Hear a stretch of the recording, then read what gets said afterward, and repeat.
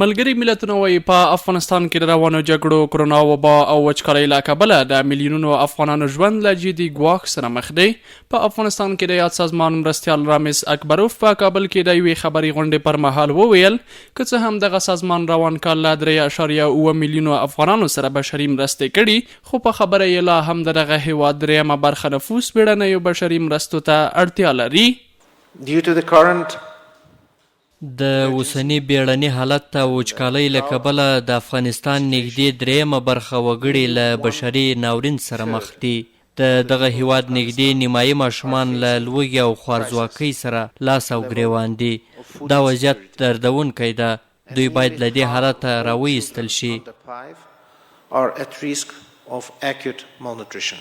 اکبروف دغه راز زیاتوي چې افغانستان د اقلیمي بدلون او وچکالۍ له ګواښونکې څپې سره مخ دی او د چارې د ډیریو افغانانو ژوند تریخ کړی دی.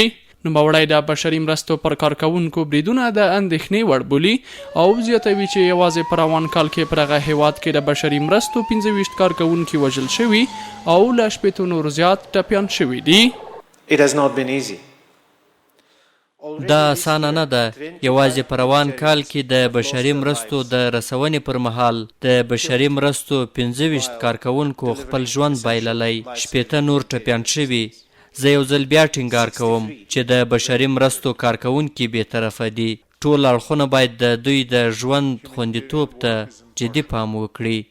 په ورته مهال د مالیې وزارت سرپرست خالد پاینده هم په یاده غونډه کې خبرداری ورکړ چې په ټول هیواد کې د جګړو، وچکالۍ او کرونا وبا له کبله نږدې 12 میلیونه کسان له ناوړه حالت سره مخ دي. پاینده دغه راز پر نړیواله ټولنې هم غږ وکړ که په روان وضعیت کې د افغانانو لاسنیوی ونه کړي ښایي په هیواد کې به بشري ناورین رامنځته شي.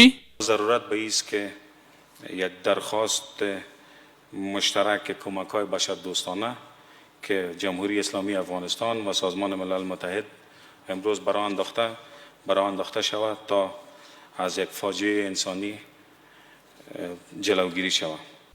ملګري ملتونه داسې مهال له افغانستان سره د بشري مرستو پر دوام ټینګار کوي چې دغه هیواد اوس مهال له سختې جګړې، شدیدې وچکالۍ او د کرونا وایروس له وژونکې وبا سره لاس او ګریوان دی.